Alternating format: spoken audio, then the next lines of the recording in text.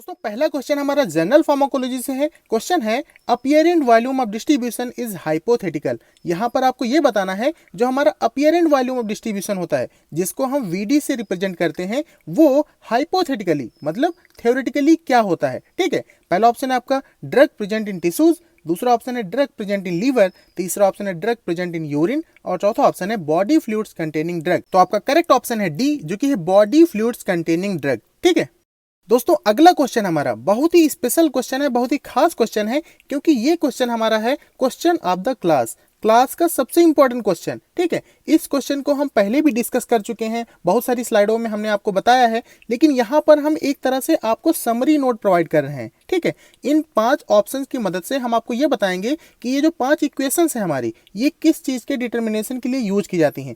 बहुत ही important question है, ध्यान से समझ लीजिएगा इसको। तो पहली इक्वेशन है हमारी फिक्स लॉ। आपको यहाँ पर ये बताना है कि फिक्स लॉ का यूज हम किस चीज के डिटर्मिनेशन के लिए करते हैं। ठीक है, तो फिक्स लॉ जो होता है इसको हम यूज करते हैं for the determination of rate of diffusion. जो ड्रग की डिफ्यूजन रेट होती है उसको हम स्टडी करते हैं bye the help of fix law. और ये 2 तरह के होते हैं, एक होता है फिक्स फर्स्ट लॉ और एक होता है फिक्स सेकेंड लॉ।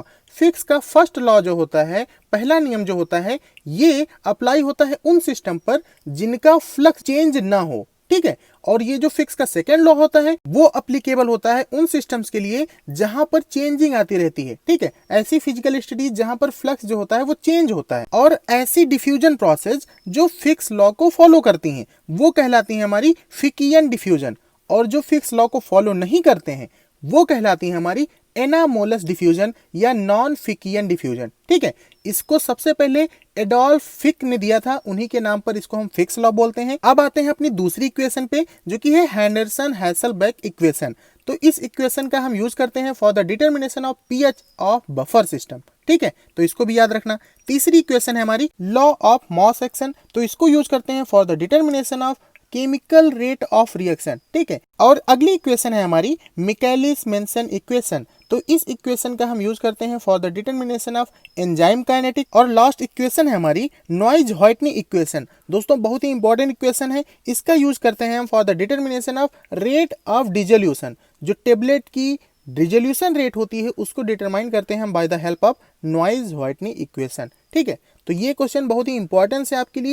अगला क्वेश्चन है हमारा dose dumping is a problem in the formulation of. आपको यहाँ पर यह बताना है कि जो डोज डंपिंग हो जाती है मतलब ड्रग रिलीज नहीं हो पाती है, ये प्रॉब्लम किस तरह की फॉर्मुलेशन में होती है। पहला ऑप्शन है आपका कंप्रेस टेबलेट, दूसरा ऑप्शन है मॉडिफाइड रिलीज ड्रग प्रोडक्ट, तीसरा ऑप्शन है हार्ड जिलेटिन कैप्सूल, चौथा ऑप्शन है सॉफ्ट जिलेटिन कैप्सूल और पांचवा ऑप्शन है सपोसिटरीज। तो आपका करेक्ट ऑप्शन है बी जो कि है मॉडिफाइड रिलीज ड्रग प्रोडक्ट। अगर आप अभी यहाँ पर नहीं समझ पाए हैं तो देखिए, जो मॉडिफाइड रिलीज ड्रग प्रोडक्ट यहाँ पर कहा गया है वो सस्टेन्ड रिलीज ड्रग जो होती है हमारी, जो धीरे धीरे रिलीज करके अपना इफेक्ट देर तक प्रोड्यूस करती हैं, वो कहलाती है हमारी सस्टेन्ड रिलीज ड्रग। कभी कभी कि ये ड्रग समय पर रिलीज नहीं हो पाती हैं तो वहां पर डोज डंपिंग की कंडीशन आ जाती है। ठीक है, अगला क्वेश्चन है हमारा the rate limiting step for distribution of hydrophilic drug is. दोस्तों क्वेश्चन आपसे ये कह रहा है कि कोई ड्रग है हमारी जो कि हाइड्रोफिलिक नेचर की है, दैट मीन्स वाटर लविंग है। ठीक है, तो उसके लिए रेट लिमिटिंग स्टेप क्या होगा फॉर द डिस्ट्रीब्यूशन प्रोसेस। ठीक है, पहला ऑप्शन है आपका रेट ऑफ परमिएशन, दूसरा ऑप्शन है रेट ऑफ परफ्यूजन, तीसरा ऑप्शन है रेट ऑफ डिसोल्यूशन और चौथा ऑप्शन है rate of binding to proteins. तो आपका करेक्ट ऑप्शन है यहाँ पर ए जो कि है रेट ऑफ परमिएशन। तो आप ये समझिए पहले कि परमिएशन होता क्या है। जो ड्रग की एफिशिएंसी होती है to cross the biological membrane वो कहलाती है हमारी परमिबिलिटी, और जो हाइड्रोफिलिक ड्रग होती हैं उनकी परमिबिलिटी बहुत ही स्लो होती है क्योंकि जो हमारी बायोलॉजिकल मेम्ब्रेन होती है वो बनी होती है लिपिड की। तो जो लिपिड सॉल्युबल ड्रग या लाइपोफिलिक ड्रग होती हैं वो जल्दी क्रॉस आउट कर जाती हैं। ठीक है, तो उनका जो डिस्ट्रीब्यूशन होता है वो अच्छा होता है। दोस्तों अगला क्वेश्चन भी हमारा जनरल फार्माकोलॉजी से है। क्वेश्चन कह रहा है the agent excreted rapidly will have following characteristics. आपको यहाँ पर ये बताना है कि ऐसे एजेंट्स जिनका एक्सक्रीशन बहुत ही रैपिड होता है उनकी कैरेक्टरिस्टिक प्रॉपर्टीज क्या होंगी। ठीक है, पहला ऑप्शन है आपका अपोलर ड्रग मेटाबोलाइट, दूसरा ऑप्शन है लिपिड सॉल्युबल अनआयोनाइज्ड ड्रग, तीसरा ऑप्शन है ड्रग प्रोटीन कॉम्प्लेक्स और चौथा ऑप्शन है ऑल ऑफ द अबव। तो आपका करेक्ट ऑप्शन है ए जो कि है अपोलर ड्रग मेटाबोलाइट। जो हमारी ड्रग मेटाबोलाइट पोलर नेचर की होंगी, ठीक है, दैट मीन्स वाटर सॉल्युबल होंगे, उनका एक्सक्रीशन बहुत ही रैपिड होगा। अगला क्वेश्चन है आपका, determination of bioavailability by pharmacodynamic method is based on. पहला ऑप्शन है आपका फार्माकोलॉजिकल इफेक्ट, दूसरा ऑप्शन है यूरिनरी एक्सक्रीशन डाटा, तीसरा ऑप्शन है plasma concentration and time profile, और चौथा ऑप्शन है ऑल ऑफ द अबव। तो आपका करेक्ट ऑप्शन है ए, जो कि है फार्माकोलॉजिकल इफेक्ट। अगर फार्माकोडायनेमिक मेथड से हम डिटर्मिनेशन कर रहे हैं बायो अवेलेबिलिटी का, तो वो बेस्ड होगा ओनली उसके फार्माकोलॉजिकल इफेक्ट पे, ठीक है। अगला क्वेश्चन है हमारा, two products is that contain same therapeutically active ingredient and elicit identical pharmacological effect then they are. आपको यहाँ पर दोस्तों ये बताना है कि हमारे पास कोई दो ऐसे प्रोडक्ट्स हैं जिनके अंदर थेरेप्यूटिकली एक्टिव इंग्रेडिएंट जो हैं उनकी कंसंट्रेशन सेम है, ठीक है, और वो आइडेंटिकल फार्माकोलॉजिकल इफेक्ट दे रहे हैं, तो उनको हम क्या बोलेंगे, ठीक है। पहला ऑप्शन है आपका, ये कहे जाएंगे केमिकली इक्विवेलेंट, दूसरा ऑप्शन है बायोलॉजिकली इक्विवेलेंट, तीसरा ऑप्शन है थेरेप्यूटिकली इक्विवेलेंट्स, और चौथा ऑप्शन है फार्मास्यूटिकली इक्विवेलेंट्स। तो आपका करेक्ट ऑप्शन है सी, जो कि है थेरेप्यूटिकली इक्विवेलेंट्स, ठीक है। इनका therapeutic effect, pharmacological action same है, इसलिए इनको हम बोलेंगे थेरेप्यूटिकली इक्विवेलेंट्स, ठीक है। अगला क्वेश्चन है हमारा, total number of amino acids are present in insulin. आपको यहाँ पर यह बताना है कि इंसुलिन जो होता है उसके अंदर total number of amino acid कितने होते हैं। बहुत ही इंपॉर्टेंट क्वेश्चन है, इसको ध्यान से समझिएगा। ये क्वेश्चन जो आपके अभी रिसेंट में फार्मासिस्ट के लिए रेलवे में पेपर हुए थे उसमें भी पूछा गया था, ठीक है। तो आपका करेक्ट ऑप्शन है यहाँ पर सी, जो कि 51 अमीनो एसिड, ठीक है। 51 अमीनो एसिड टोटल होते हैं इन द इंसुलिन, और इसमें दो चेन होती हैं, एक ए चेन और एक होती है बी चेन। तो ए चेन में 21 अमीनो एसिड होते हैं और जो बी चेन होती है उसमें 30 अमीनो एसिड होते हैं, ठीक है। तो दोनों मिलाकर 51 अमीनो एसिड्स होते हैं। अगला क्वेश्चन है हमारा, longest acting sulphonyl urease is. आपको यहाँ पर ऐसे सल्फोनिल यूरिएज को बताना है जो सबसे लॉन्गेस्ट एक्टिंग हो, ठीक है। पहला ऑप्शन है आपका क्लोरप्रोपामाइड, दूसरा ऑप्शन है टॉलब्यूटामाइड, तीसरा ऑप्शन है ग्लिपिजाइड, और चौथा ऑप्शन है ग्लाइक्लाजाइड। तो आपका करेक्ट ऑप्शन यहाँ पर ए, जो कि है क्लोरप्रोपामाइड। ये सबसे लॉन्गेस्ट एक्टिंग सल्फोनिल यूरिएज होता है, और इनके केस में आपको यहाँ पर एक चीज और जाननी जरूरी होती है, जो कि है इनके क्लासिफिकेशन से। देखिए, सल्फोनिल यूरिएज जो होती है हमारी, उनको हम डिवाइड करते हैं दो क्लास में, एक होती है हमारी फर्स्ट जनरेशन और एक होती है सेकंड जनरेशन, ठीक है। तो जो फर्स्ट जनरेशन की है यहाँ पर, वो आपकी ऊपर वाली दो जो है, जो कि है हमारी क्लोरप्रोपामाइड और टॉलब्यूटामाइड, ये फर्स्ट जनरेशन की ड्रग होती हैं, ठीक है। और जो नीचे की दो हैं वो है हमारी सेकंड जनरेशन की ड्रग, तो आप इनको ध्यान रखिएगा। अगला क्वेश्चन है हमारा, amiloride acts at the nephron site. आपको यहाँ पर यह बताना है, जो हमारी एमिलोराइड जो कि एक डायूरेटिक क्लास की ड्रग है, ये नेफ्रॉन की किस साइट पे एक्शन प्रोड्यूस करती है, ठीक है। पहला ऑप्शन है आपका PCT, that means proximal कन्वॉल्यूटेड tubule, दूसरा ऑप्शन है डीसीटी, तीसरा ऑप्शन है लूप ऑफ हेनले, और चौथा ऑप्शन है कलेक्टिंग डक्ट। तो दोस्तों, जो हमारी एमिलोराइड है ये पोटेशियम स्पेयरिंग डायूरेटिक्स क्लास की ड्रग है, ठीक है, और ये एक्ट करती है ऑन द कलेक्टिंग डक्ट, ठीक है। तो आपका डी ऑप्शन करेक्ट है। अगला क्वेश्चन है हमारा, which of the following is sulphur containing amino acid. आपको यहाँ पर यह बताना है कि कौन सा अमीनो एसिड सल्फर एटम को कंटेन करता है, ठीक है। पहला ऑप्शन है आपका सिस्टीन, दूसरा ऑप्शन है मिथायोनिन, तीसरा ऑप्शन है ट्रिप्टोफैन, और चौथा ऑप्शन है बोथ ए एंड बी, ठीक है। तो आपका करेक्ट ऑप्शन है डी, जो कि है बोथ ए एंड बी। जो हमारा सिस्टीन और मिथायोनिन होता है ये सल्फर को कंटेन करता है, ठीक है।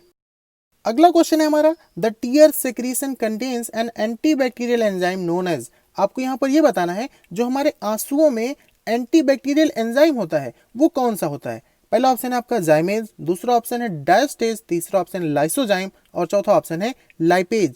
तो आपका करेक्ट ऑप्शन है सी, जो कि है लाइसोजाइम। जो हमारे टीयर्स होते हैं उसके अंदर यही एंटीबैक्टीरियल एंजाइम होता है, ठीक है।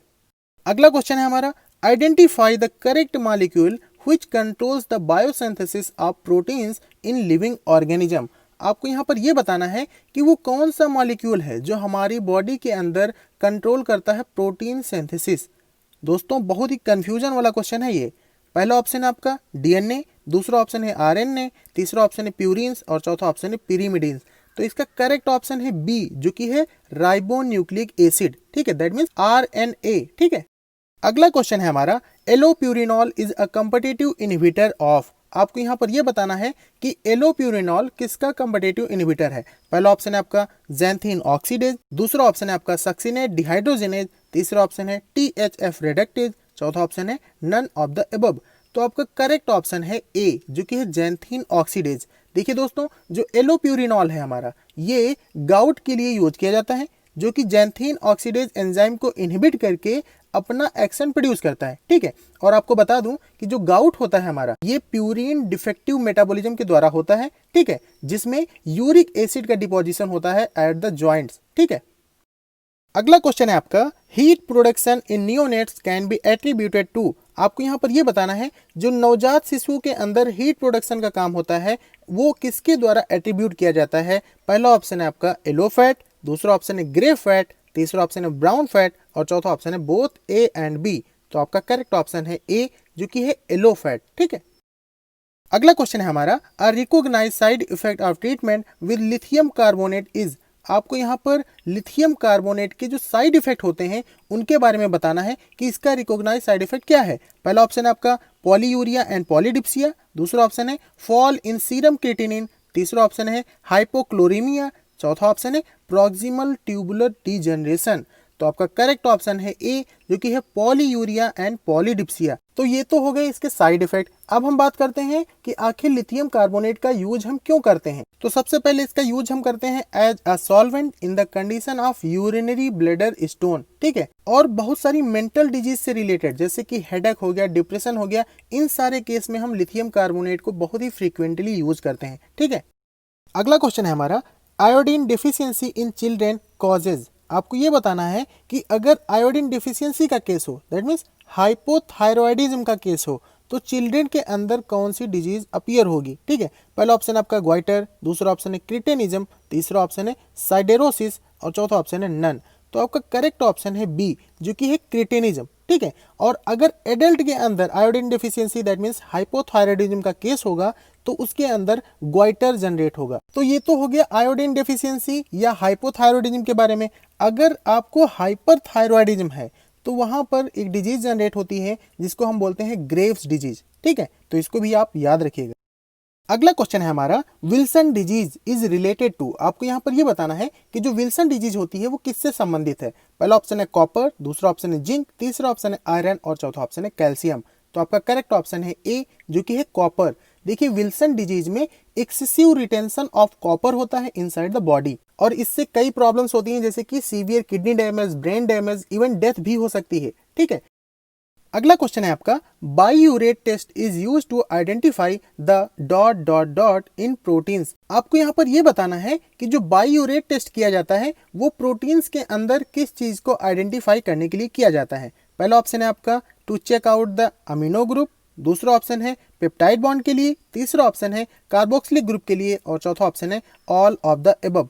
तो आपका करेक्ट ऑप्शन है यहाँ पर बी, जो कि है पेप्टाइड बॉन्ड। जो बाइयूरेट टेस्ट होता है ये किया जाता है for the identification of peptide bond. ठीक है दोस्तों, हमारी हर एक स्लाइड की तरह ये क्वेश्चन आपके लिए होमवर्क रहेगा। आपका क्वेश्चन है, number of ATP molecules produced by aerobic glycolysis. आपको यहाँ पर ये बताना है कि कितने नंबर ऑफ एटीपीज फॉर्म होते हैं इन द एरोबिक ग्लाइकोलिसिस। ठीक है, पहला ऑप्शन आपका 8, दूसरा ऑप्शन है 2, तीसरा ऑप्शन है 4 और चौथा ऑप्शन है 6। तो आप इसका आंसर हमें कमेंट बॉक्स में दे सकते हैं। Please friends, like and subscribe to my channel.